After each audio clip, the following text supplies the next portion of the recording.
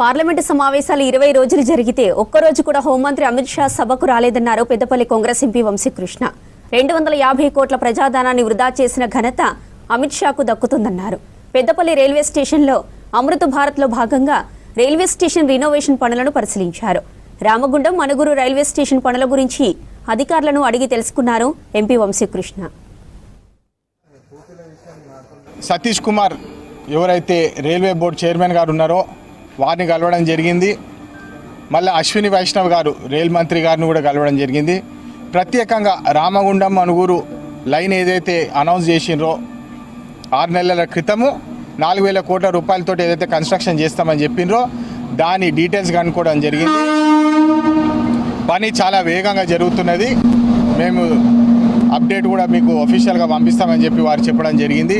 మరి ముఖ్యమైన అంశం ఏంటంటే వర్షాకాలంలో అనేక ఆర్ఓబీస్ ఎల్ఓబీస్ సగంలో ఉన్నాయి, నీళ్ళు నిండిపోతున్నాయి.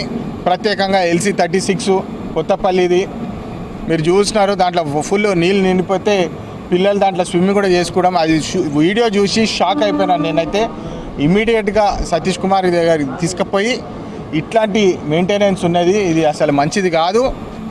ఎందుకంటే చిన్నపిల్లలు ఉంటారు, వాళ్ళు స్విమ్మింగ్ చేస్తామని చెప్పి వారికి తెలియక ఆడ పోతారు, కానీ అది చాలా పెద్ద ప్రమాదం అని చెప్పి వారికి హైలైట్ చేస్తే LC32 LC31 మరి అనేక ఆర్ఓబీస్ ఎల్ఓబీస్ ఏదైతే శాంక్షన్ అయినాయో కన్నాల కానివ్వండి గున్నారం కానివ్వండి ఇవన్నీ తక్షణమే పూర్తి చేయాలని చెప్పి వారికి రిక్వెస్ట్ పెట్టడం జరిగింది. మళ్ళీ మంచిర్యాలలో కూడా మాకు స్టాప్స్ కావాలి, బెల్లంపల్లిలో స్టాప్స్ కావాలి అని చెప్పి వారికి అనేక స్టాప్ రిక్వెస్ట్లు ఇస్తే మనకు ఒక శుభవార్త. అమృత్ భారత్ స్కీమ్ కింద 2 స్టాపేజ్లు మనకు పెద్దపల్లి ప్రాంతానికి రావడం జరిగింది. మళ్ళీ బెల్లంపల్లికి కూడా 2 స్టాప్లు ఇవ్వడం జరిగింది, మంచిర్యాల బెల్లంపల్లి ప్రాంతానికి. నవజీవన్ ఎక్స్ప్రెస్ హంసఫర్ ఎక్స్ప్రెస్ కూడా త్వరలోనే మీకు అఫీషియల్ కమ్యూనికేషన్ వస్తుంది. మళ్ళీ అమృత్ భారత్ స్కీమ్ కింద 2 స్టాప్స్ వస్తున్నాయి, తిరుపతి కూడా పోయే స్టాప్ వస్తుందని చెప్పి అనౌన్స్మెంట్ చేసిండ్రు.